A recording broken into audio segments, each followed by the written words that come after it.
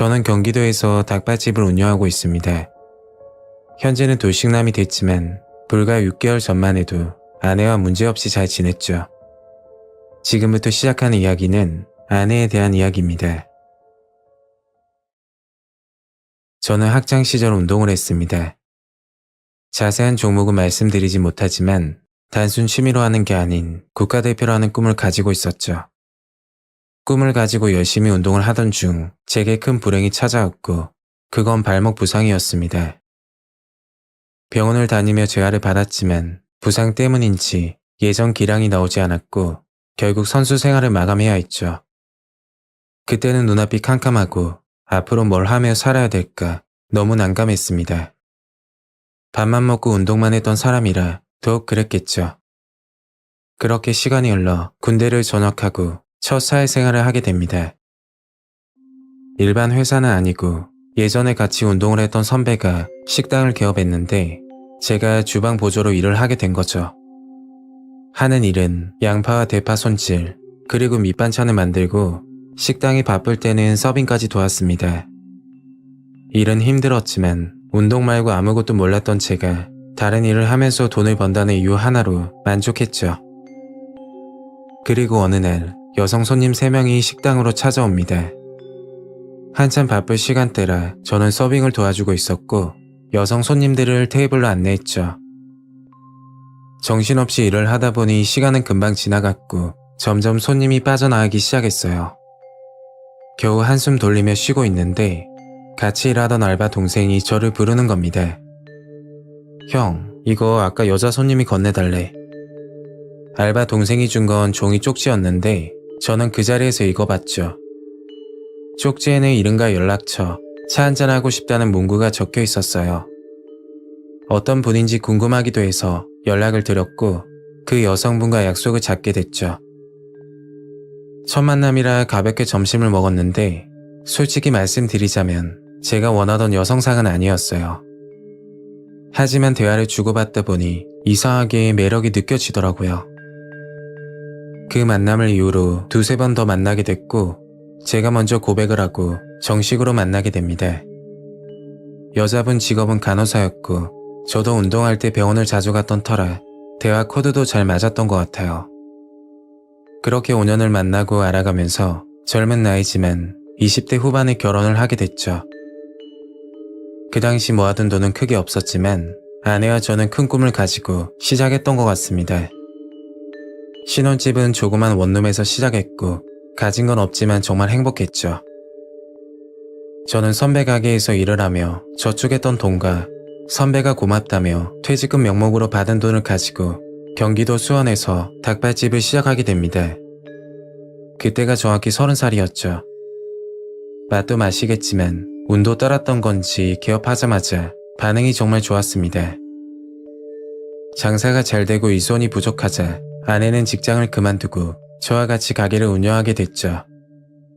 장사한 지 3년 만에 집을 마련할 수 있었고 너무 좋아서 잠도 이루지 못했습니다.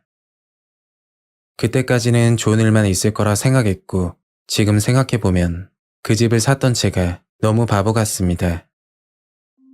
기분 좋게 이사를 끝마치고 한 달이 지났을 무렵 가게 쉬는 날 저희 집에 누가 찾아왔는데 알고 보니 아파트 주민 대표라고 하는 겁니다. 이런 일은 아내와 대화를 하는 게 맞다고 생각해서 아내를 불렀고 저는 거실에서 TV를 보고 있었죠. 아내는 이야기를 끝내고 저에게 와서 이 아파트는 한 달에 한 번 반상회를 하는데 불참하면 벌금이 있다고 하더라고요. 아파트 거주는 처음이라 다들 그렇게 하는지 알고 있었고 별 대수롭지 않게 넘겼죠. 저희 부부가 장사를 하는지라 바쁜 나머지 반상회 참석이 힘들었고 벌금보다 아파트 대표 아주머니께서 눈치를 주더군요. 이사 오고 나서 한 번도 참석하지 않았던 터라 저희도 양심이 찔리긴 했죠. 결국 시간을 내서 아내가 반상회를 다녀온 적이 있었는데 그날부터 아내는 점점 변하기 시작했습니다. 아내는 평소 사람 만나는 모임을 좋아하지 않는데 반상회를 주기적으로 나가더니 점점 약속이 많아지더라고요. 가게 장사 때문에 안 그래도 바쁜데 아내는 아파트 주민들과 모임이 있다는 핑계로 외출이 잦아졌습니다. 결국 아내는 가게 일에 소홀해졌고 일손이 부족한 나머지 알바까지 구하게 됐죠. 그리고 며칠이 지나 아내와 심하게 다투게 됩니다. 가게 일에 소홀해진 건 둘째고 더 걱정인 건 아내의 씀씀이가 커졌다는 거죠. 그날 다툰 이유도 돈 때문이었어요. 정말 힘들게 모아 집을 마련했는데 조금 여유가 생겼다고 물쓰듯이 돈을 쓰니 정말 답답했죠. 여기에 이사 오기 전까지 정말 알뜰한 사람이었는데 반상회에 다녀오고 나서부터 씀씀이가 커진 게 이해가 가지 않았어요. 당신 요즘 왜 그래? 가게도 안 나오고 그리고 카드값이 이게 뭐야? 아내는 아무 대답도 하지 않고 방으로 들어갔고 너무 답답한 나머지 대표 아주머니를 찾아갔죠. 저 405호에서 왔는데요. 저는 아주머니에게 무슨 모임이길래 아내를 자꾸 부르냐고 따지듯이 물으니까 아주머니는 황당한 말을 하시더라고요. 아내가 좋아서 참석하는 거고 본인은 강요한 적이 없다는 겁니다. 결국 본전도 못 찾고 집으로 들어왔고 아내의 이상한 행동은 점점 심해졌죠. 저도 아내에게 실망을 많이 했던 상태고 제 몸 챙기기도 힘들어서 거의 반 포기하며 지내던 중이었습니다. 저는 주방에서 일을 하다 보면 액세서리를 하지 못하기 때문에 결혼 반지를 집에 두고 다니는 편입니다. 그날은 친구와 약속이 있어 옷을 입고 시계를 차던 중 반지 생각이 났고 서랍장을 뒤져봤더니 반지가 보이지 않더라고요. 아내에게 물었지만 모른다는 대답뿐이었고 결국 반지는 찾지 못했어요. 어쩔 수 없이 그냥 외출하게 됐고 친구를 만나고 집으로 향하던 중이었죠. 아파트 지상 주차장에 주차를 하고 있었는데 주차하고 나서 앞을 보니까 아내가 2명의 여자에게 둘러싸여 있더군요. 그때 갑자기 무릎을 꿇더니 서 있는 여자들에게 빌기 시작하는 겁니다. 그걸 보고 아내가 있는 곳으로 얼른 뛰어갔고 그 여자들은 저를 보고 황급히 도망갔죠. 저는 아내에게 어떻게 된 거냐며 물었습니다. 그러니까 벙어리가 된 듯 대답을 하지 않았어요. 당신 계속 이럴 거야? 내가 저 여자들 찾아가서 물어볼까? 그제서야 아내는 조심스럽게 입을 열었는데 그 이야기를 듣고 정말 충격을 받았습니다. 아까 도망갔던 여자들은 아내의 고등학교 동창인데 우연히 같은 아파트 주민으로 만났다고 했죠. 그런데 아내가 학창 시절 같은 반 친구 한 명을 유독 괴롭히고 다녔다고 합니다. 뭐 어떤 식으로 괴롭혔는지 자세히는 모르겠지만 괴롭힘을 당한 친구는 결국 극단적인 선택을 했다고 했죠. 그 사건이 있고 나서 아내는 전학을 갔고 아무 일도 없는 것처럼 지내다 우연히 같은 아파트 주민으로 동창을 만나게 된 겁니다. 그런데 그 친구들은 아내를 협박하기 시작했다고 하던데 학창시절 친구를 괴롭혀 사망하게 만든 사실을 저 포함 아파트 주민들에게 알린다고 했답니다. 힘들게 돈을 모아 이사 왔는데 다른 곳으로 당장 갈 수도 없었고 저에게 말하는 건 더욱 힘들었다고 하더군요. 아내는 그 친구들에게 돈을 주며 비밀로 해달라 부탁했지만 점점 액수가 커졌고 돈이 떨어지자 결국 제 반지까지 팔았다고 했죠. 이야기를 듣고 나서 한동안 아무 말도 할 수가 없었습니다. 아내의 친구들은 협박 및 금품갈취로 고소했고 과거 일이니까 눈 한 번 감고 그냥 넘어가려는 생각도 잠깐 해봤는데 아내를 볼 때마다 섬뜩한 생각이 들고 2세 계획까지 생각하니 도저히 안 되겠더군요. 결국 아내와 이혼하게 됐고 각자의 삶을 살게 되었습니다. 운동선수로서 생활도 실패하고 결혼 생활도 이렇게 끝이 났지만 일찍 알게 돼서 오히려 다행이다 라는 생각이 들었어요. 사람은 쉽게 변하지 않는 법이고 살면서 분명 문제가 될 거라 생각이 들었죠. 평생 잊을 수 없는 상처가 됐고 너무나 힘들지만 잘 지내려고 노력하고 있습니다.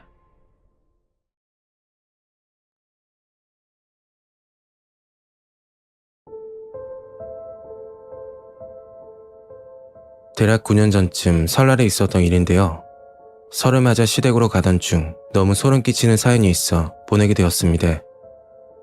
그 일을 겪고 나서 혼자 운전할 때면 웬만하면 휴게소는 들리지 않게 됐죠. 저는 서울에 거주하는 정말 평범한 두 아이 엄마입니다. 현재는 집에서 살림을 하고 있지만 9년 전, 그러니까 첫째가 6살이고 둘째가 태어나기 전에 있었던 일이죠. 시댁은 울산인데 서울에서 400km 가까이 되는 먼 거리입니다. 그래서 자주 뵙지는 못하고 명절이나 중요 행사 때나 내려가곤 했었어요. 그날도 설 명절을 맞아 울산으로 내려가는데 문제가 생기고 말았죠. 남편이 영업 쪽에서 일을 하는데 급하게 처리해야 될 일이 있다고 저와 아이만 먼저 내려가면 안 되냐고 하더라고요. 물론 남편은 일을 보고 다음날 내려온다고 했고 저는 다음날 같이 내려가자고 했더니 엄마가 애기 보고 싶어서 며칠 전부터 기다리고 계시는데 그냥 당신이 먼저 내려가 있어. 알겠다고 대답은 했지만 아이를 데리고 혼자서 장거리 운전은 처음이라 많이 불안했습니다. 버스를 타고 가려니까 시간도 오래 걸리고 무엇보다 시댁까지 가려면 몇 번을 환승해야 하기 때문에 추운 날 아이가 고생할까봐 차를 가지고 가기로 했죠. 아이를 태우고 울산으로 내려가던 중 점심때가 되어서 식사도 할 겸 충북 괴산군에 위치하는 괴산 휴게소를 방문했죠. 설 연휴라 생각보다 사람이 많았는데 나중에 알고 보니 괴산 휴게소 식당은 맛집이라고 소문이 나 있어서 다른 휴게소보다 혼잡하다고 하더군요. 뭐 어쨌든 한참을 기다려 테이블을 잡고 밥을 먹고 있는데 아이가 목이 마르다고 해서 정수기 물 한 잔을 가지고 오던 중이었죠. 그때 어떤 여자가 제 아들에게 말을 걸고 있었는데 가까이 가보니 40대 중반쯤으로 보이는 여자와 그리고 6살에서 7살 정도로 보이는 여자아이가 서 있었죠. 왜 그러냐고 물었더니 밥을 먹으러 왔는데 자리가 없어서 실례가 안 된다면 같이 앉아서 먹어도 되냐고 묻는 겁니다. 4인 테이블에 저와 아들만 사용해서 자리가 널널한 상태라 그러라고 했죠. 그 여자는 저와 아들이 밥을 먹는 모습을 한참 보더니 질문을 하는 겁니다. 그런데 좀 의아했죠. 아들 혈액형이 뭐예요?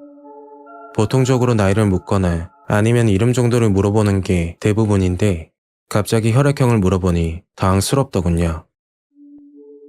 뭐 궁금해서 물어볼 수도 있겠다 생각해서 B형이라고 대답했고 같이 밥을 먹으면서 나이와 키, 예방접종 이런 대화를 주고받았어요. 그리고 일부러 그런 건지는 모르겠는데 제가 먹던 메뉴와 다른 걸 시켜 이것도 맛있다며 먹어보라고 해서 반찬을 나눠 먹었습니다. 질문도 그렇지만 밥을 먹으면서 편치 않았던 건 그 여자 딸아이 표정이었는데 표현을 하자면 세상의 모든 걸 잃어버린 알 수 없는 표정을 짓고 있었죠. 원래 그 나이 때면 장난도 많이 치고 할 텐데 말도 없이 조용히 밥만 먹고 있어서 엄마에게 혼이 났나 보다 생각했습니다. 그리고 식사를 끝내고 자리에서 일어났는데 그 여자가 합석하게 해줘서 너무 고맙다며 커피 한 잔을 사겠다고 하더라고요. 저는 갈 길이 멀어 괜찮다고 사양하고 아들과 함께 차로 향했습니다. 차에 올라타 내비를 다시 설정하고 출발하려고 하는데 갑자기 속이 안 좋고 배가 아파서 화장실에 가야겠더라고요. 빨리 다녀오면 5분이면 되니까 아들을 차에 두고 급히 화장실로 향했죠. 잠시 후 화장실에서 나오는데 아까 밥을 같이 먹었던 여자아이가 저를 부르는 겁니다. 엄마는 보이지 않고 혼자 있길래 여기서 뭐하냐고 물었더니 엄마를 잃어버렸다고 울먹거리더군요. 저는 아이를 달래주면서 휴게소 직원에게 도움을 요청했고 직원은 종합 안내소로 가보라고 말했죠. 종합 안내소에 있던 직원에게 이야기를 하고 아들 걱정에 얼른 차로 향했는데 제 차 앞에 어떤 여자와 남자가 서서 차 안을 보고 있는 겁니다. 그걸 보고 서둘러 뛰어가서 확인했더니 아까 밥을 같이 먹은 여자와 처음 보는 남자가 있더군요. 여기서 뭐 하시는 거냐고 따졌더니 아무것도 아니라고 차가 예뻐서 구경을 하고 있었다고 말하더라고요. 그 말을 듣고 너무 소름이 돋았던 게 어떻게 본인 딸이 없어진 상황인데 느긋하게 차 구경을 하고 있는 것도 이상하고 아까 밥을 먹고 있을 때 혼자 아이를 데리고 왔다고 했는데 옆에 남자가 있다는 것도 너무 수상했습니다. 그건 그렇고 저는 그 여자에게 얼른 종합 안내소로 가보라고 이야기했죠. 딸이 엄마 잃어버렸다고 울고 있어서 종합 안내소로 데려다 줬다고 말하니까 그 말을 듣고 아무 대답 없이 그냥 가버리는 겁니다. 보통 엄마들은 놀라서 쫓아가는 게 정상인데 아무렇지도 않게 걸어가더군요. 다행히 아들은 차에서 잠을 자고 있었고 이해가 안 가는 사람들이다 생각하고 차에 올라탔습니다. 정말 찜찜한 기분으로 울산으로 향했고 잠시 후 소름 끼치는 전화 한 통을 받게 됐죠. 조금 전 종합안내소에서 아이를 맡길 때 인적사항을 적어야 해서 번호를 남겼는데 그걸 보고 걸려온 종합안내소 전화였습니다. 그런데 해당 직원에게 믿기 힘든 말을 듣게 됐죠. 아까 그 여자아이는 1년 전 실종 신고된 아이라고 하는 겁니다. 그래서 아까 아이 엄마와 같이 밥까지 먹었다며 뭔가 잘못된 거 아니냐며 다시 한번 물으니까 확실하다고 말하더군요. 그리고 아이를 처음 본 장소와 시간 등을 묻길래 상세히 대답을 해주고 전화를 끊었죠. 그 이야기를 듣고 너무 손이 떨려서 힘들게 운전해 시댁에 도착했고 시어머니께 휴게소에서 있었던 일을 말씀드렸더니 아이가 차 안에서 안 자고 문을 열어줬으면 어떻게 됐겠냐고 큰일 날 뻔했다고 말씀하셨죠. 남편도 이야기를 듣고 나서 아이와 둘이 있는 여자를 타켓으로 삼는 것 같다고 실종된 아이를 미끼로 삼아 시간을 번 다음 혼자 있는 아이를 납치하려는 계획 같다고 하더라고요. 그러고 보니 혈액형과 예방접종 날짜까지 집요하게 묻던데 다시 생각해도 너무 무섭습니다. 이건 제 느낌인데 반찬을 나눠 먹으면서 뭔가 쓴맛을 느꼈는데 반찬 안에 약을 탄 건지 의심도 들더군요. 차에 타자마자 갑자기 속이 울렁거리고 배가 아팠던 게 지금 생각해도 이해가 가지 않습니다. 설 연휴면 기분이 좋아야 맞는데 저는 설만 되면 그때 일이 생각이 나고 그 여자 얼굴이 떠올라 아직까지 섬뜩하기만 합니다. 여러분들도 낯선 사람은 어떤 상황이라도 조심하시길 바랄게요.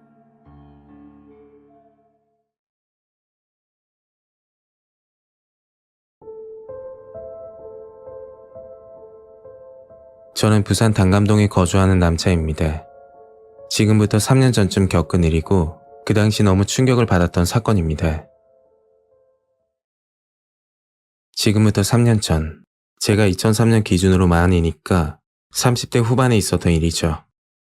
자랑 같지만 평소 운동을 좋아해서 몸매가 좋다라는 소리를 많이 듣는 편입니다. 그 덕에 20대 때는 여성분과 연애를 많이 했지만 아쉽게도 결혼까지는 가지 못하고 전부 헤어졌죠. 그리고 30대에 들어서고 나니 하는 일도 바빠지고 연애할 시간도 부족하더라고요. 이상하게 나이를 먹으면 먹을수록 누군가를 만나 알아가는 과정이 정말 힘들었어요. 만나다 보면 서로 맞지 않는 부분이 있는데 그때마다 감정 싸움을 해야 하는 것도 너무 피곤했죠. 뭐 그렇게 지내다 금방 30대 중반이 됐고 그 시점부터 어머니의 잔소리가 심해지기 시작했습니다. 만나는 여자는 없는지, 결혼은 언제 할 건지 그런 말씀을 자주 하셨어요. 그때마다 요즘 일이 바빠서 그렇다고 여유되면 충분히 만날 수 있으니 걱정 말라고 말씀드렸죠. 그렇게 30대 후반에 접어드니 친척들까지 제 근황을 물어보는 겁니다. 그 당시 설날과 추석날이 제일 싫었어요. 어느 날 퇴근하고 집으로 들어갔는데 어머니가 저에게 폭탄 선언을 하는 겁니다. 올해 안에 결혼을 꼭 하라는 말씀이셨는데 그게 아버지가 퇴직을 앞두고 있는 탓도 컸죠. 에이, 지금 만나는 여자도 없는데. 그러니까 어머니는 중매 결혼을 말씀하시더라고요. 그래서 중매는 싫다고 연애 결혼을 할 거라고 했더니 어머니가 사진 한 장을 보여주셨죠.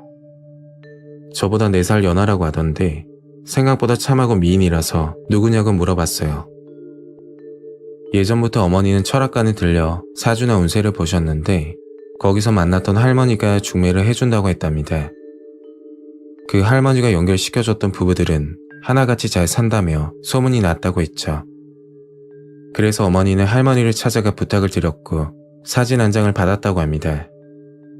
그 사진을 제가 본 거였고 직접 만나봐야 알겠지만 사진만 봤을 때는 나쁘지 않아서 어머니 의견에 따르기로 했죠. 그리고 일주일이 지나 조용한 카페에서 약속을 잡게 됩니다. 첫 만남이라 약속 시간보다 20분 일찍 도착했고 자리에 앉아서 기다리고 있었죠. 그리고 잠시 후 중매 서시는 할머니가 도착했고 상대방 여자분이 도착 전까지 할머니와 이야기를 나눴습니다. 제가 잘 돼서 결혼까지 하게 되면 재물 운이 들어올 거라고 서로 아주 잘 맞는 궁합이라고 말을 하셨어요. 그런 이야기를 하고 있다가 약속 시간에 맞춰 상대 여자분이 도착했고 중매 할머니는 카페를 나가셨죠. 여자분은 사진과 흡사한 외모로 굉장히 호감형이었고 말씀도 조리 있게 잘 하시더라고요. 그런데 대화를 하다 보니 살짝 이상하다는 느낌이 있었습니다. 원래 중매를 하면 서로 비슷한 수준으로 연결해주는 것으로 알고 있는데 여자분과 저는 학벌부터 다르더군요. 저는 실업계 고등학교를 졸업하고 전문대를 나와 작은 중소기업에 다니고 있는 처지고 여자분은 부산에서 알아주는 4년 대학에 거기다 석사 과정까지 수료했다고 했죠. 현재는 입시학원 강사로 근무한다고 하던데 연봉까지 듣고 나니 제가 참 초라해 보였습니다. 저는 여자분에게 솔직하게 말했죠. 저기요, 제가 초면에 이런 말씀 드리기 그런데 저랑 만나면 그쪽이 손해보는 거 아니에요? 그러니까 여자분은 제 학벌과 직업까지 알고 여기에 나온 거고 만약 싫었으면 중매 거절을 했을 거라고 대답했죠. 다만 여성분은 학벌보다 다른 걸 중요하게 생각한다던데 그건 건강이라고 하더군요. 결혼 전에 검진을 같이 받아보자는 그런 이야기를 하면서 분위기는 좋게 흘러갔고 카페에서 나와 저녁까지 먹고 그날 데이트는 끝이 났습니다. 집에 들어가자마자 어머니는 오늘 어땠냐고 물으시더라고요. 실제로 만나니까 사진보다 훨씬 괜찮았어요. 제 대답을 듣고 나서 어머니는 정말 좋아하셨고 저도 뭔가 효도를 한 것 같아 내심 기분이 좋았습니다. 그 후로 여성분과 데이트를 하며 점점 가까워졌고 만난 지 3개월 만에 여자분 부모님에게 인사를 드리게 됐죠. 그런데 아버님은 보이지 않았고 어머님만 계셨는데 혹시 아버님은 어디 가셨어요?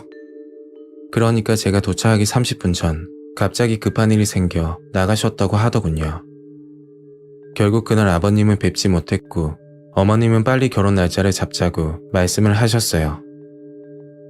그렇게 웨딩 사진을 찍고 예식장과 신혼여행까지 계약할 동안 아버님 얼굴을 볼 수가 없었습니다.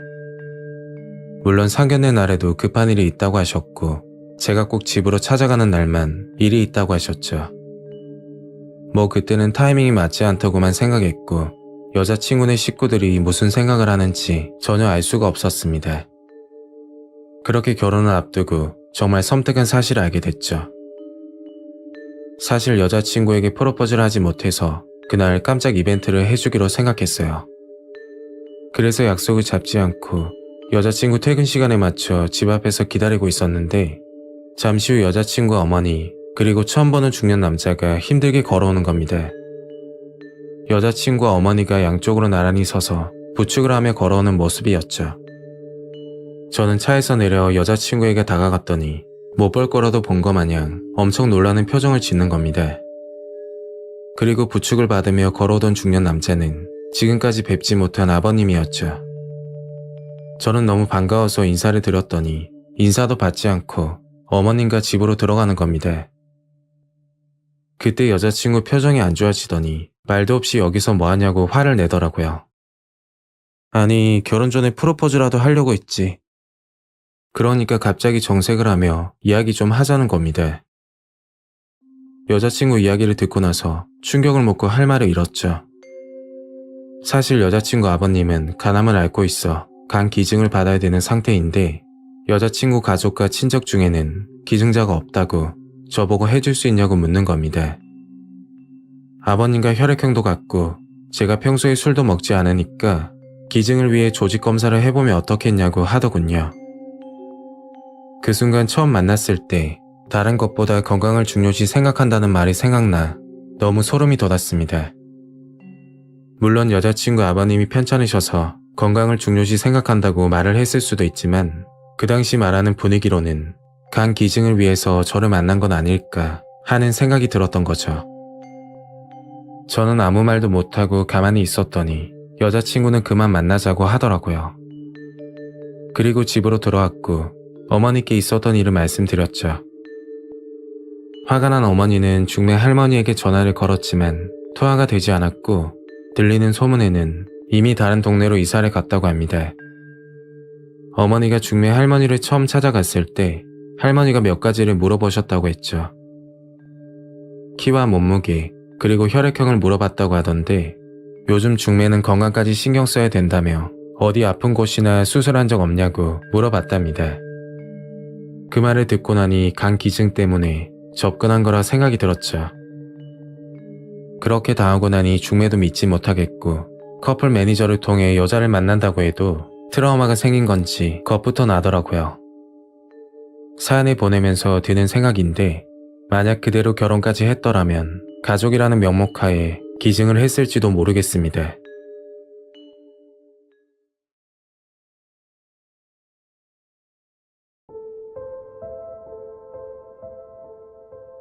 지금부터 5년 전에 있었던 일입니다. 저희 큰아버지가 직접 겪었던 사건이고 이야기를 듣고 나서 정말 무서웠습니다. 저희 큰아버지는 충북 소태면에서 양계장을 운영하고 계십니다.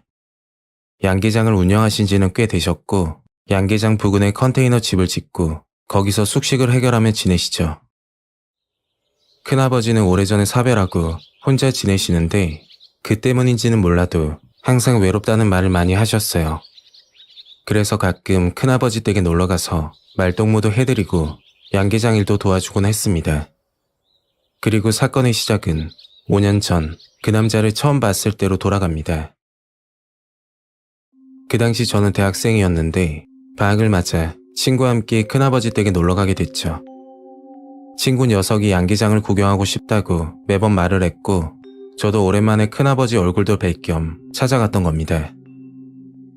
서울에서 출발해 2시간이 좀 더 걸려 큰아버지 댁에 도착했는데 짐을 풀자마자 친구는 양계장 구경을 하고 싶다고 보채더라고요.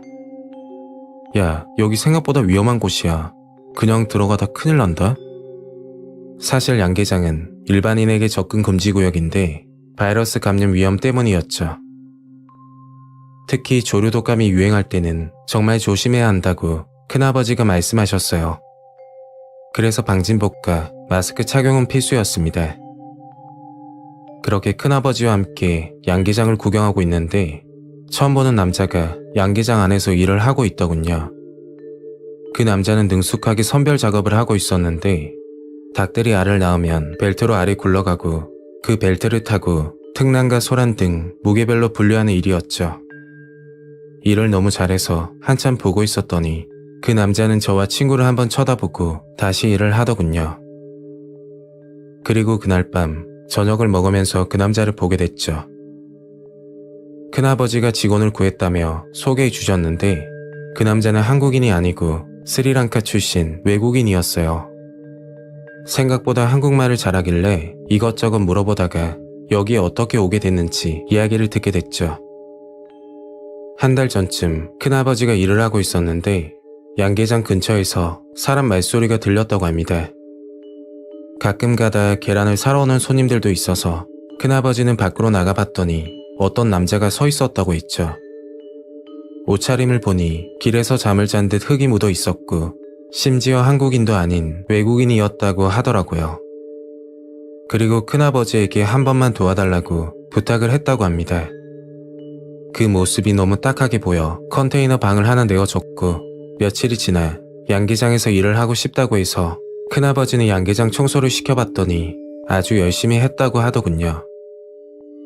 사실 큰아버지가 운영하는 양계장은 닭이 500마리 정도 있는 작은 곳인데 500마리 안쪽으로는 혼자서도 운영이 가능해서 직원이 필요 없는 조건이었습니다. 큰아버지는 혼자서 적적하시기도 했고 무엇보다 외국인 남자가 안쓰럽게 보여 같이 일하기로 결정했다고 했죠. 뭐 이런 이야기를 듣고 나서 한편으로 다행이라고 생각이 들었는데 큰아버지가 혼자 지내다 몸이 아프거나 아니면 응급사항이 생겼을 때 옆에 누구라도 있으면 도움이 될 거라 생각했습니다. 저는 외국인 남자에게 큰아버지 잘 챙겨달라고 부탁을 했고 저와 친구는 하룻밤을 묵고 나서 다음날 서울로 올라왔죠. 그리고 일주일이 지나 정말 섬뜩한 일이 생기게 됩니다. 그날 새벽 아버지에게 전화 한 통이 걸려왔는데 큰아버지가 병원에 입원을 하셨다고 하더라고요. 그래서 아침 일찍 아버지와 함께 큰아버지 댁으로 내려갔는데 같이 일하던 외국인 남자는 보이지 않았어요. 당연히 큰아버지와 병원에 있을 거라 생각하고 갈아입을 속옷과 양말을 챙긴 뒤 병원으로 향했죠. 그리고 병원에 도착하자마자 정말 무서운 이야기를 듣게 됩니다. 사건이 일어나기 전 큰아버지와 외국인 남자는 마무리 작업을 하던 중이었는데 큰아버지가 저녁을 준비하기 위해서 외국인 남자에게 마지막 점검을 부탁했답니다. 대략 10분 정도 지나 외국인 남자는 숙소로 돌아왔고 같이 저녁을 먹었다고 했죠. 저녁을 먹고 나서 점검을 제대로 했는지 확인차 큰아버지는 양계장으로 다시 들어갔다고 합니다. 그런데 온도 조정을 하지 않고 문이 닫혀 있었던 거죠. 낮과 밤은 기온차가 있어서 필수로 확인해야 되는 정말 중요한 부분이었는데 그걸 하지 않았던 겁니다. 큰아버지는 외국인 남자를 불러 훈계를 하셨다고 했죠. 참고로 이전에도 이런 적이 몇 번 있었다고 하던데 답답한 나머지 살짝 언성을 높이면서 신경을 좀 써달라고 말을 했다고 합니다. 그 사건이 있고 나서 그날 밤 큰아버지가 주무시고 계셨는데 발밑 부근에서 부스럭거리는 인기척이 들려 눈을 뜨셨다고 했죠. 그런데 눈앞에 외국인 남자가 길다란 노끈을 들고 큰아버지 목을 조르려고 했었다고 하더군요. 그렇게 숙소에서 몸싸움이 벌어졌고 결국 외국인 남자는 도망을 갔다고 합니다. 그리고 경찰을 불렀고 심한 타박상과 근육통이 있다고 하셨어요. 외국인 남자는 다음날 스스로 자수했고 모든 걸 털어놨다고 합니다. 양계장으로 오기 전 건설 현장에서 근무했는데 외국인이라 차별을 받고 이유 없이 욕을 먹었다고 하더군요. 화가 난 나머지 흉기를 들고 난동을 부리다 같이 일하던 작업자를 다치게 하고 곧장 도주했다고 합니다. 그러다 우연히 큰아버지 댁을 발견했고 며칠간 숨어서 양계장을 지켜봤는데 사람도 뜸하고 숨어서 지내기 좋겠다고 생각이 들었답니다. 그런데 여기서도 본인을 무시하는 것 같아 큰아버지를 살해하고 다시 스리랑카로 가려는 계획을 세웠다고 했죠. 결국 모든 계획이 실패하자 스스로 자수를 했던 겁니다. 만약 그날 밤 큰아버지가 인기척을 듣지 못했다면 정말 위험해졌을 거라 생각하니 너무나 섬뜩하네요. 그 외국인 남자도 말 못할 사연이 많겠지만 사람을 살해하려고 했던 행동은 어떠한 이유라도 용서가 안 됩니다. 큰아버지는 안쓰러운 마음에 호의를 베풀었지만 정작 돌아온 건 참혹한 배신이었죠. 안 그래도 사람을 그리워하던 분이었는데 그 사건 이후로 처음 보는 사람이면 극도로 경계를 하시더라고요. 아마 평생 잊지 못하실 것 같아 너무 안타깝습니다. 제가 직접 겪은 건 아니지만 이야기를 듣고 나서 많은 생각이 들었고 사람이 정말 무섭구나 다시 한번 깨닫는 계기가 됐던 사건이었습니다.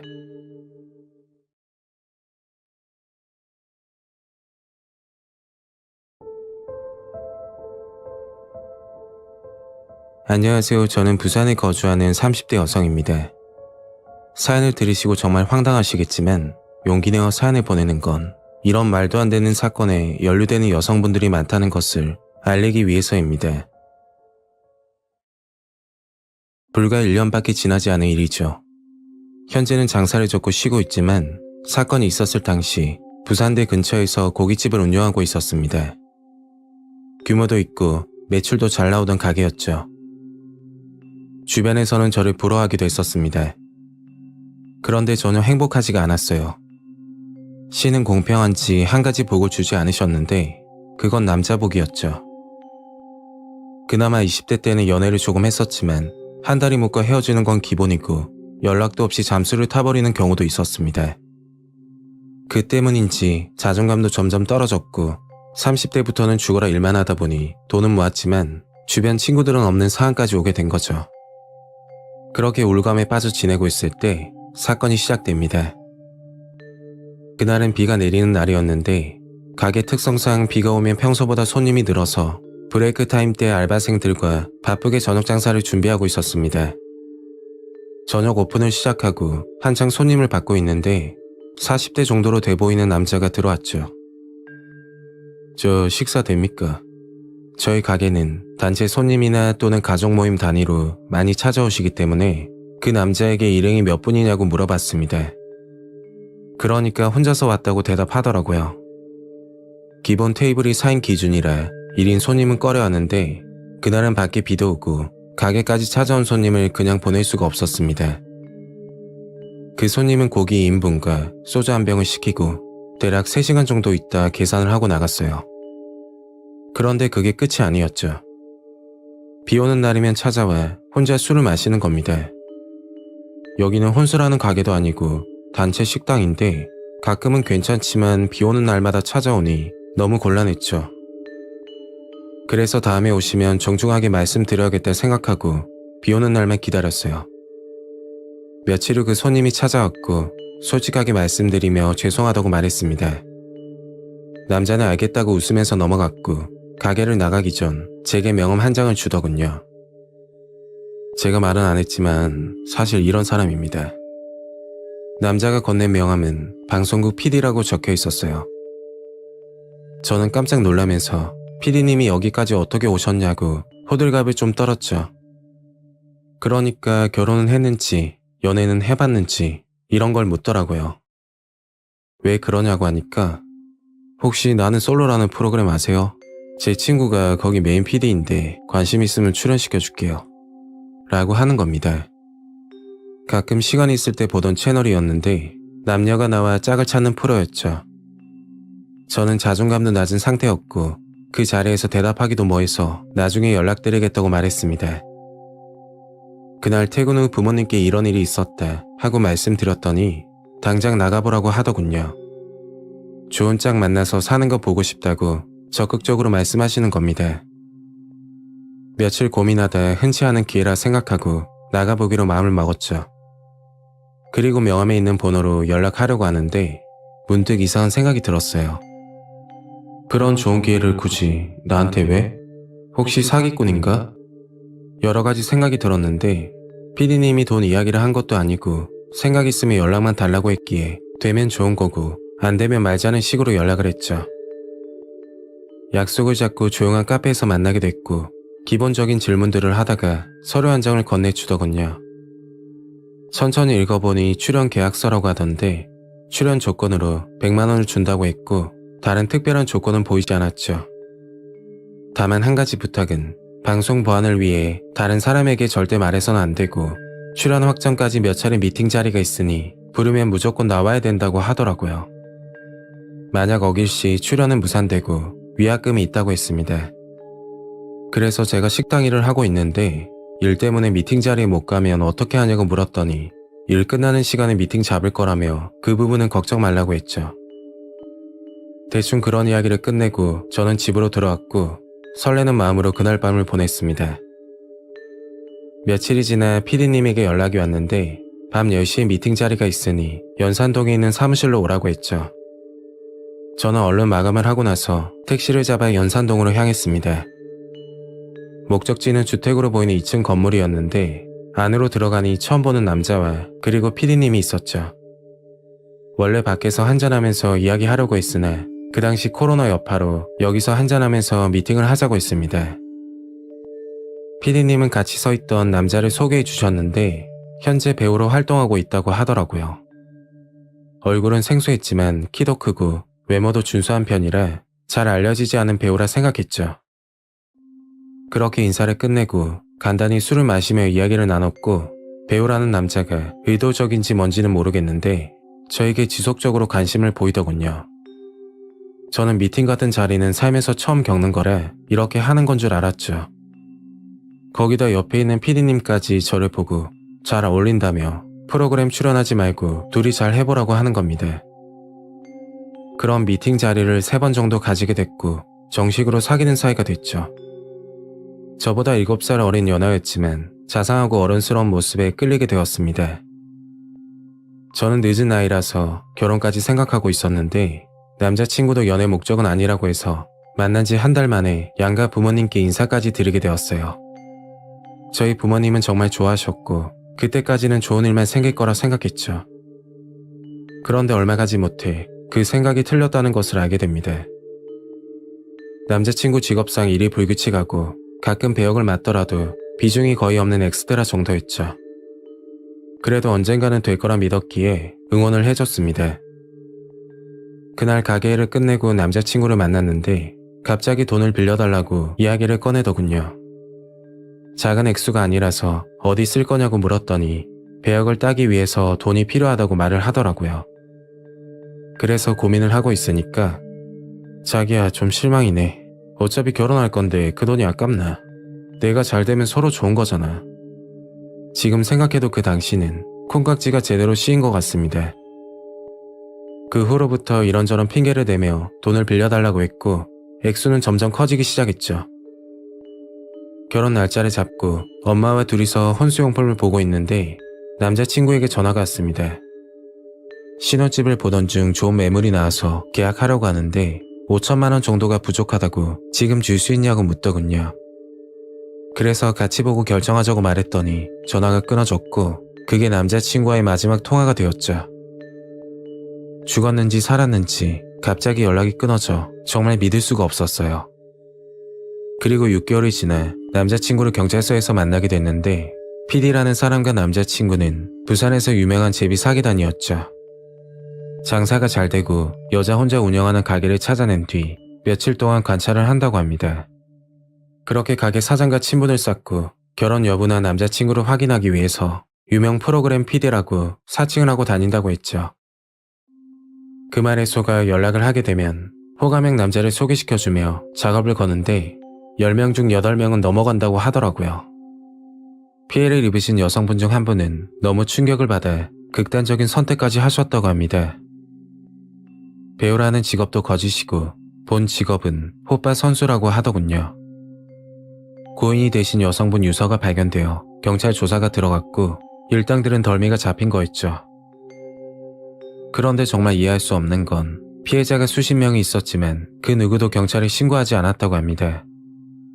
보복이 두려워서 그랬던 건지 아니면 본인이 사기를 당했다는 사실을 믿고 싶지 않았던 건지는 모르겠네요.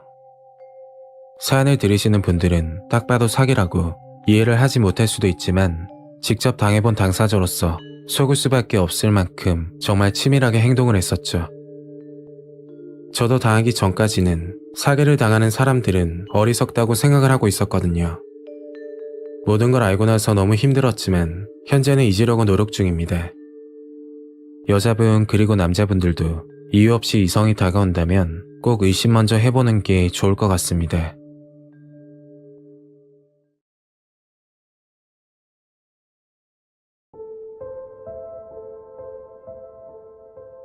지금부터 12년 전에 겪은 무서운 사건입니다.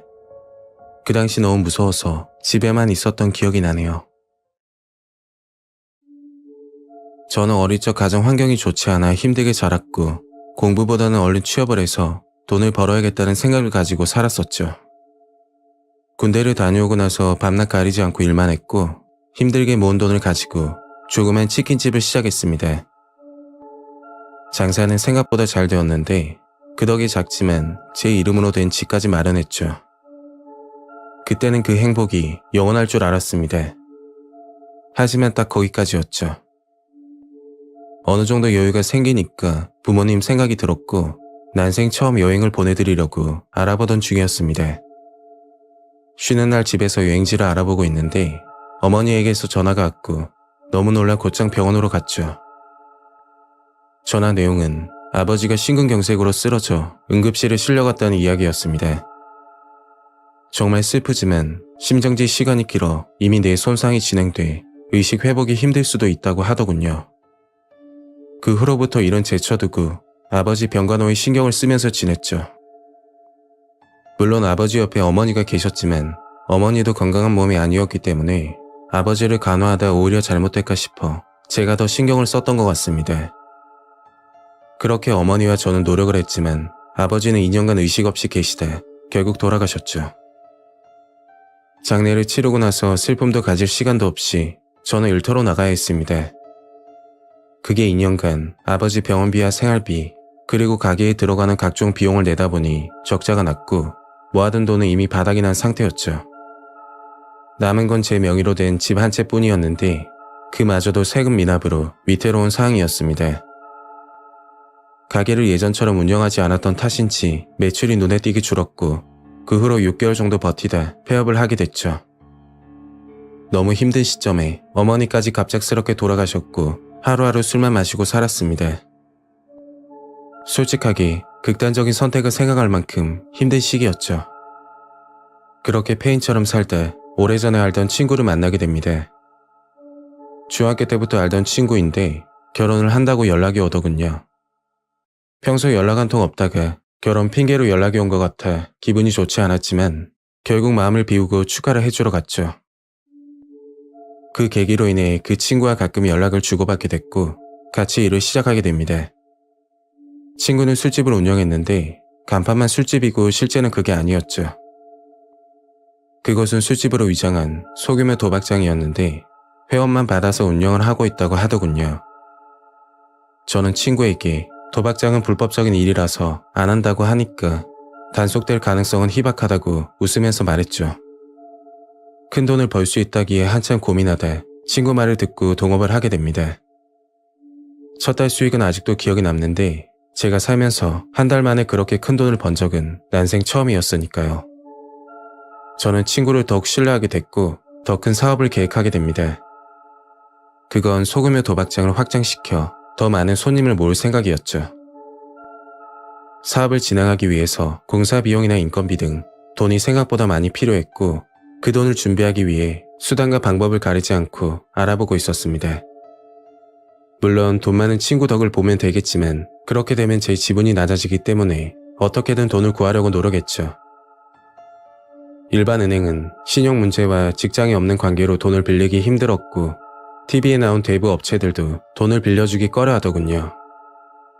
돈을 빌릴 방법이 없어 답답해 하던 중 바닥에 떨어진 명함 한 장을 발견하게 됩니다. 개인 일수라고 적혀 있고 그 밑에 번호가 나와 있었는데 간절한 마음으로 전화를 걸었죠. 그러니까 무조건 대출이 된다고 하더라고요. 다음날 약속을 잡고 대출 사무실이 아닌 일반 카페에서 만나기로 약속을 잡았는데 그 이유가 사무실은 현재 공사 중이라고 간단한 서류 작성만 하면 된다고 하길래 카페에서 만나기로 한 거죠. 저는 대출 직원과 이야기를 나누었고 8천만 원이라는 돈을 빌리게 됩니다. 몇 가지를 묻더니 3달 안에 이자 포함 8,500만 원을 갚으면 된다고 했고 이자가 너무 높아 불안했지만 사업만 잘 되면 2달 안에 갚을 수 있는 금액이라 큰 걱정은 하지 않았죠. 그런데 돈을 빌리면서 한 가지 이해가 가지 않는 게 있었습니다. 그건 신체 포기각서라는 서류였는데 이게 뭐냐 물었더니 그냥 형식상 하는 거라며 말을 흐리더군요. 그리고 집에 와서 신체 포기각서에 대해 검색하니 신체 포기각서라는 것은 효능이 없는 서류라고 나와 있었죠. 그렇게 기분 좋은 꿈을 꾸고 나서 다음날 친구를 만나 사업 자금을 건넸고 며칠 후 사건이 일어나게 됩니다. 확장 공사 중이었던 술집 건물들은 공사가 중단되었고 나중에 알고 보니 대금 결제가 안 되어 공사를 못한다고 하더군요. 친구는 제 사업 자금은 물론 주변의 지인들까지 속여 돈을 들고 잠수를 타버렸죠. 그 소식을 듣고 눈앞이 캄캄하고 아무 생각이 들지 않았습니다. 그리고 더 끔찍한 일은 3개월이 지난 시점에 일어나게 됐죠. 저는 대출 직원에게 사항 설명을 하며 돈을 분할로 갚을 수 없냐고 물었더니 절대 안 된다며 전화를 끊어버리더군요. 급한 대로 막노동을 하면서 갚으려는 노력을 했으나 너무 큰 금액이라 결국 약속을 지키지 못했죠. 그리고 그날 밤 퇴근하고 집에서 쉬고 있는데 누군가 문을 두드리며 나오라고 하더라고요. 문 밖에는 대출할 때 봤던 직원이었고 대출 상한 일이 지났다고 자기를 따라서 같이 좀 가자고 했죠. 저는 겁이 나서 이 시간에 어디 가냐고 물었더니 잠깐이면 된다고 하는 겁니다. 얼떨결에 옷을 입고 그 남자와 집을 나섰고 문 밖에는 검은색 봉고차 한 대가 서 있더군요. 남자는 문을 열어주더니 차에 타라는 손짓을 했고 저는 봉고차에 올라타자마자 뭔가 잘못되었다는 사실을 알게 됐죠. 그게 봉고차 안에는 낯선 남성들이 타고 있었는데 제가 타자마자 검은색 천으로 제 눈을 가리고 조용히 하라고 말을 하더군요. 앞은 보이지 않고 너무 무서워서 아무 말도 하지 못하고 앉아 있었습니다. 대략 30분 정도 차로 달리고 나서 차는 멈췄고 차에서 내려 어디론가 끌려가게 됐죠. 그리고 눈을 감싸던 검은색 천을 벗었는데 정말 충격이었습니다. 눈을 뜨자마자 본 건 원룸방 정도 되는 규모의 지하실이 보였고 손이 닿지 않는 곳에 조그만 창문이 있었죠. 바닥에는 각종 끈들이 널브러져 있었는데 그것보다 더 놀랐던 건 이런 지하방들이 수십 개는 보이더군요. 마치 지하에 있는 감옥이라고 표현하면 될 것 같습니다. 순간 위험을 감지하고 살려달라고 소리치면서 애원하고 있으니까 멀리서 누가 걸어오는 겁니다. 덩치는 굉장히 크고 머리는 반삭을 한 깡패 느낌이 드는 남자였는데 저를 한참 쳐다보더니 말을 하더군요. 아저씨, 지금부터 딱 3일 줄 테니까 돈 입금해. 만약 입금 못하면 쥐도 새도 모르게 처리할 수도 있으니까 조심하고. 라고 하면서 종이 한 장을 줬는데 종이에는 계좌번호가 적혀 있었고 아래에는 1억이라는 금액이 적혀 있었습니다. 원금이 8천만 원인데 나머지 2천은 이자라고 하면서 휴대폰을 하나 주더라고요. 이 전화로 지인에게 연락해 돈을 빌려 갚으라는 말이었는데 그게 마음처럼 쉽지 않았죠. 저는 경찰에 신고하려고 생각도 했지만 바로 옆에서 남자 하나가 감시하면서 통화 내용도 엿듣고 있어 신고도 불가능했습니다. 1억이라는 돈을 선뜻 빌려줄 지인도 없는 데다가 제 휴대폰도 아니라 연락처도 기억이 나지 않는 상황에 정말 미치겠더라고요. 그때 문득 생각나는 번호가 하나 있었는데 아버지 병간호할 때 개인적으로 연락을 주고받던 담당 의사 선생님이었습니다. 지푸라기라도 잡는 심정으로 선생님에게 전화했고 뭔가 위험한 사항을 아신 건지 선생님은 돈을 입금해 주셨죠. 입금을 확인한 그 남자들은 제 눈을 가리더니 봉고차로 집까지 데려다 주더군요. 그 일당들이 집도 알고 있는 상황이고 당장 신고했다가 저는 물론 의사 선생님까지 보복할까 싶어 신고도 하지 못했죠. 다음날 선생님을 찾아가 겪은 일을 말씀드렸고 정말 감사하다고 큰절을 올렸습니다. 그 사건 있고 나서 열심히 일을 했고 빌린 돈의 이자까지 쳐서 갚았죠. 그 인연으로 간혹가다 병원에 들려 선생님께 안부 인사를 하며 잘 지내고 있습니다. 만약 그때 선생님이 돈을 빌려주지 않았다면 전 어떻게 됐을지 너무 무섭고 섬뜩합니다. 쉽게 돈을 벌려고 하다 바닥까지 내려갔던 제 인생인데 현재는 택시회사에 들어가 결혼까지 하고 잘 지내고 있습니다. 저에게 사기를 쳤던 친구는 어디에 있는지 알 길이 없었죠. 제가 이용했던 곳은 인천에 있는 미소대부라는 곳이었는데 아무리 급해도 안전한 곳에서 빌리시는 게 좋을 것 같습니다. 다시 생각해봐도 정말 무서운 경험이었습니다.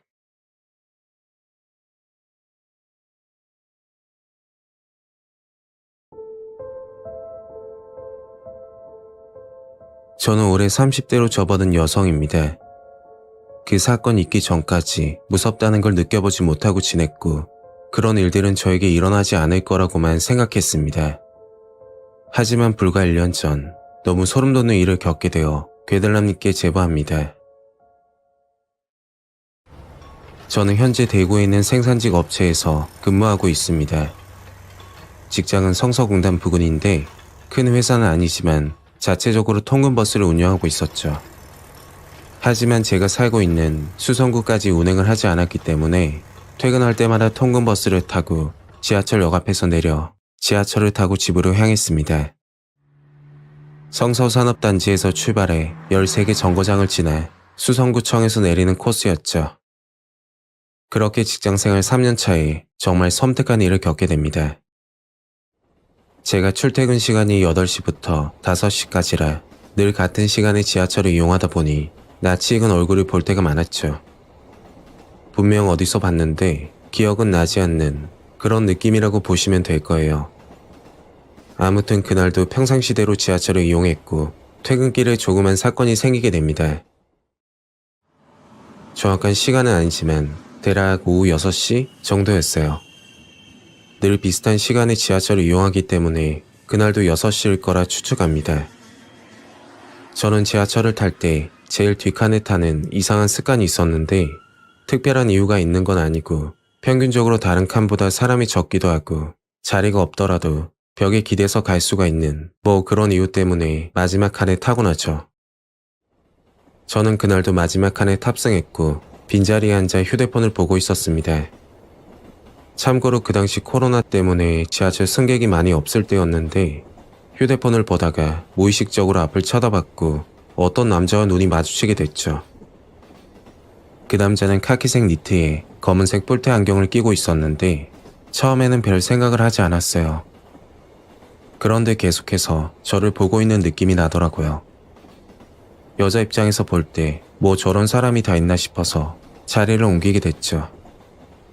쳐다볼 수는 있지만 너무 뚫어지게 보니까 무섭기도 하고 기분이 영 찜찜했습니다. 결국 제가 내릴 때까지 그 남자는 내리지 않았고 그게 사건의 시작일 줄은 정말 꿈에도 생각하지 못했죠. 그 일이 있고 나서 2주 정도 지났을 때 그 남자를 다시 마주치게 됩니다. 퇴근길이었고 늘 그렇듯 지하철 마지막 칸에 탑승했는데 제가 자리에 앉자마자 어떤 남자가 자리에서 일어나더니 저를 마주보고 앉는 겁니다. 그 당시 다른 자리도 있었는데 왜 그러나 싶어서 얼굴을 보게 됐고 순간 너무 놀랐죠. 그 사람은 2주 전에 저를 뚫어지게 쳐다보던 남자였습니다. 원래 관심 없는 사람이면 기억을 잘 못하는 편인데 저를 너무 무섭게 쳐다봤던 터라 기억에 남았던지 한눈에 알아봤던 거죠. 그 남자는 가방에서 검정 뿔테 안경을 꺼내더니 안경을 착용하고 나서 또다시 저를 쳐다보는 겁니다. 저는 기분이 나빠서 다른 칸으로 이동했고 며칠이 지나 다시 그 남자를 만나게 됩니다. 그날은 직장에서 친한 언니와 밥을 먹고 나서 평소보다 조금 늦은 9시경에 지하철을 타게 됐죠. 그리고 2정거장 정도 지났을 때 언성을 높이며 싸우는 소리가 들렸고 저 포함 승객들은 무슨 일이 있나 싶어 소리가 나는 쪽을 쳐다봤는데 20대로 보이는 커플과 그리고 한 남자가 말다툼을 하고 있었습니다. 그때 커플 일행 중 남자친구로 보이는 사람이 큰 소리로 말하더군요.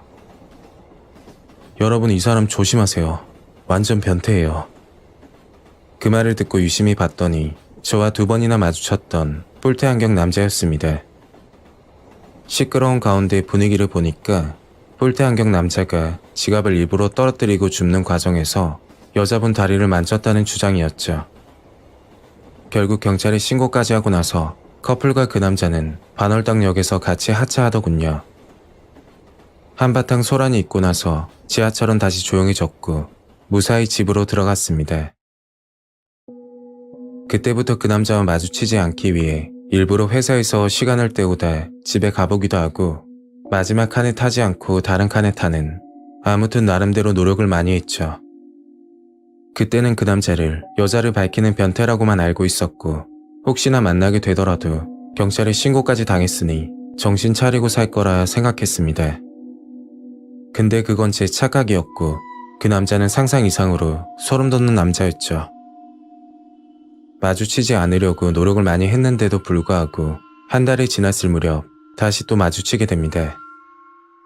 꼬리가 길면 잡힌다고 결국 그 남자 실체를 알게 됐고 모든 걸 아는 순간 너무 소름이 끼치더라고요. 저는 그날 무릎 위까지 오는 검은색 치마를 입고 있었고 퇴근길 지하철을 기다리던 중이었어요. 그날따라 사람이 꽤 있어서 승강장에 줄을 서서 기다리고 있었습니다. 잠시 후 지하철이 도착한다는 안내 멘트가 나오고 있을 때 뒤에서 누가 저를 부르더군요. 저 아가씨, 저 남자 누군지 알아요? 누군지 싶어 쳐다봤더니 뿔테 안경을 낀 그 남자였죠. 전 모르는 사람인데 왜 그러냐 물었더니 뿔테 안경을 쓴 남자가 지하철역 입구에서부터 승강장까지 저를 계속 뒤따라오면서 카메라 촬영을 하고 있길래 아는 사람인 줄 알았다는 겁니다. 이야기를 듣고 너무 놀라서 곧장 경찰에 신고하고 그 남자분은 뿔테 안경을 쓴 남자가 도망가지 못하게 도움을 주셨죠. 잠시 후 경찰분이 오셨고 휴대폰을 확인했는데 지하철에서 찍은 사진과 동영상이 셀 수 없이 많았습니다. 그 자리에서 현행범으로 검거됐고 다음날 경찰분에게 소름 돋는 전화 한 통을 받게 됐죠. 요즘 기술이 발달해서 안경 모양 카메라와 그리고 지갑 모양 카메라가 있는데 각별히 조심하라고 말씀하시더군요. 그 말을 해주신 이유가 그 남자가 쓴 뿔테 안경과 들고 있던 지갑이 단순한 액세서리가 아닌 카메라였던 겁니다. 특히 안경 카메라는 점 하나 크기라 가까이서 봐도 잘 보이지 않는다고 했죠. 지갑 카메라도 마찬가지였는데 그 남자가 지갑을 떨어뜨리고 다시 주웠던 행동이 다리를 만진 게 아니라 치마 속을 찢기 위해 그랬을 거라 생각하니 너무 섬뜩하다는 생각이 들었어요. 그리고 경찰분께 들었던 내용은 현재 대구뿐만 아니라 서울과 부산에도 이런 일이 많다고 하던데 정말 조심해야 될 것 같습니다. 저와 같은 여성분들, 그리고 여자친구 또는 가족 중 누나와 언니, 심지어 부모님까지 몰카의 피해자가 될 수도 있으니까요. 만약 지하철에서 뿔테 안경을 착용하고 한 곳을 뚫어지게 응시하거나 아니면 지갑을 떨어뜨리고 다시 줍는 행동을 반복한다면 무조건 의심해보셔야 합니다. 저는 활발한 성격이었는데 이런 사건을 겪고 나서 많이 소심해지고 겁이 많아졌습니다.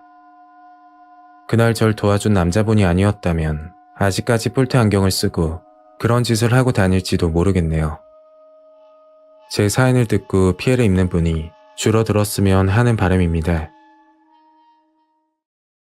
오늘 이야기는 여기까지입니다. 구독과 좋아요 잊지 않으셨죠? 다음 영상으로 또 뵐게요. 감사합니다.